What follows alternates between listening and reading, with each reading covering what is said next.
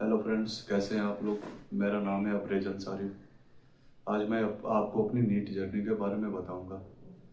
मेरी NEET journey start होती है 2022 में, जब मैंने फर्स्ट टाइम नीट एग्ज़ाम दिया था। मेरा फर्स्ट टाइम नीट एग्ज़ाम में 378 मार्क्स आए थे। मैंने एलन कोटा से स्टडी किया था। फिर सेकेंड राउंड में फिर मैंने नीट का तैयारी करने का सोचा। फिर मैं कोटा की कोचिंग फिर दोबारा अफोर्ड नहीं कर सकता था। फिर मैंने खुद से सेल्फ स्टडी किया, टेलीग्राम से स्टडी की। फिर मेरे सेकेंड राउंड में मार्क्स आए 553 और वो साल था 2023। फिर मैंने सोचा कि अब फिर से एक बार कोटा कोचिंग चलते हैं। कोटा कोचिंग गया, फिर एक बार जी जान से लग के तैयारी किया। फिर मेरा मार्क्स आया 5647। वो साल था 2024। फिर पता चला हमारे साथ तो बहुत बड़ा स्कैम हो गया है। सब कुछ सही था, रिजल्ट से पहले सब कुछ सही था, लेकिन रिजल्ट के बाद मानो तो हमारे पैरों के नीचे से ज़मीन खिसक गई। कुछ भी एक्सपेक्टेड नहीं था जो हमारे साथ हुआ। 647 मार्क्स पे रैंक थी 32,000। फिर वो अब मतलब हमारे पास इतनी हिम्मत नहीं बची थी कि फिर मैं दोबारा से रीस्टार्ट कर सकूँ। फिर क्या, बीच में बहुत सारे केसेस चले, 2 ढाई महीने उसी में बीत गए। फिर मैं कोटा गया। फिर मैंने उसी को जिद और मेहनत से स्टडी की। टेस्ट में नंबर भी बहुत अच्छे आते थे। मैं एलन में ही था, SRG बैच में सिलेक्शन भी था मेरा, बहुत अच्छे मार्क्स भी आते थे। फिर आया फाइनली वो दिन जिस दिन हमारा नीट 2025 का एग्ज़ाम होना था। आंखों में तो सपने वो बहुत बड़े बड़े थे, लेकिन जैसे ही एग्ज़ाम हॉल में बैठे वो सपने सब चकनाचूर हो गए। बायो किया, बायो में कुछ नहीं, थोड़ा टफ वगैरह था, थोड़ा लेंदी क्वेश्चन था, कुछ ज़्यादा फर्क नहीं पड़ा।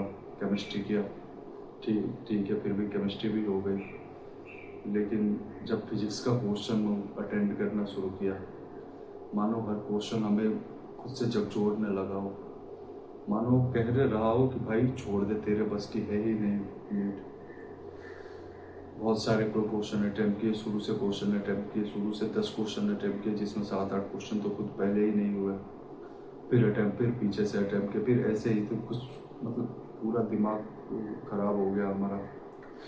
फिर फाइनली जैसे तैसे करके 30 या 31 क्वेश्चन मैंने अटैम्प्ट किए थे। फिर इतना सब करने में मेरा टाइम हो गया 4:45। लास्ट के 15 मिनट में मैंने OMR सीट भरी। मेरे को तो वहीं पता चल गया कि भाई सिलेक्शन तो मेरा होना नहीं है, क्योंकि मैंने वो एनालिसिस कर लिया था कि मेरे को मार्क्स 580 to 600 के बीच आएंगे। मैंने वहीं पे एनालिसिस कर लिया था अपना।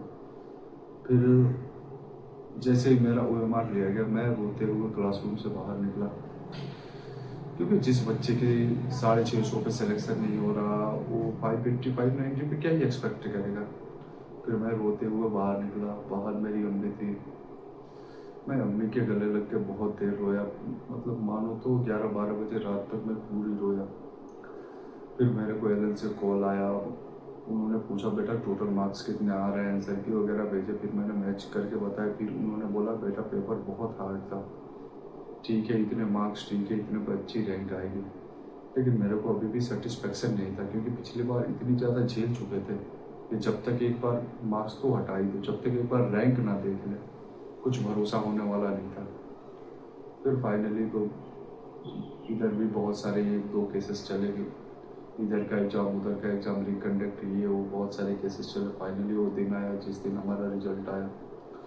मेरे 589 मार्क्स आए, रैंक थी 2373। लेकिन इस बार जो बोलते हैं ना, जो पिछले साल एक्साइटमेंट थी, इस बार कुछ एक्साइटमेंट नहीं था। हाँ, बस नॉर्मल ही सब रहा।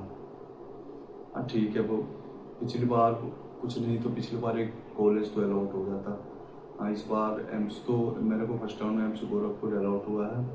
हाँ ठीक है, कॉलेज तो ठीक है, लेकिन वो एक्साइटमेंट बोलते हैं ना, वो सब खत्म हो गया था मेरा।